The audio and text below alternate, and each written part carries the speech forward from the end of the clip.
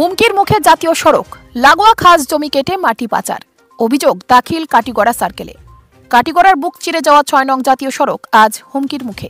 সমষ্টির মধুয়াপাড় সংলগ্ন জাতীয় সড়ক লাগোয়া জমি থেকে বেশ কয়েক ফুট গর্ত খোদাই করে মাটি পাচার চলছে। কুম্ভ নিদ্রায় পূর্ত এনএইচ বিভাগ। সার্কেল কার্যালয়ে এ নিয়ে অভিযোগ দাখিল করলেন স্থানীয় একাংশ। অভিযোগ নামায় স্বাক্ষরকারী আতিকুর হক, আলাউদ্দিন আহমদ আলী, শরীফউদ্দিন বড়ভূইয়া প্রমুখদের ভাষ্যমতে জাতীয় সড়ক লাগোয়া খাস জমি থেকে মাটি জেসিবি লাগিয়ে যেইভাবে কাটা হচ্ছে তাতে যে কোনো মুহূর্তে বিপদ ডেকে আনতে পারে ৬ নং জাতীয় সড়কের। তাছাড়া অবৈধভাবে এইভাবে মাটি কেটে পাশের একটি ইট ভাট্টায় মাটি পাচার চলছে কিভাবে।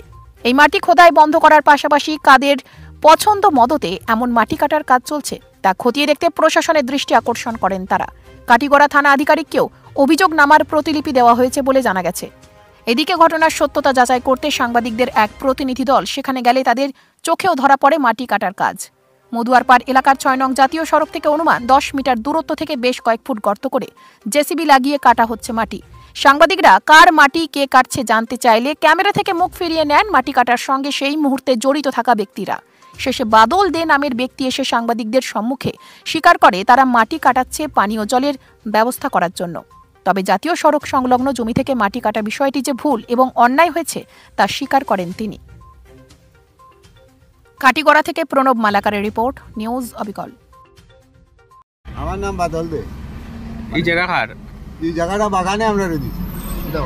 খাস জায়গা না পাট্টাই জায়গা? এটা বাগানের ফাটাই জায়গা। আপনি এইখানে যে জাতীয় সড়কের লগে যে মাটিটা কাটরা কিতা লাগে কাটাইরা? এইটু জল খাইবার লাগিয়া আমরা জলের বড় কষ্ট। জলের কষ্ট করতে আপনি জাতীয় সড়কের কিনার কাটলি দেন।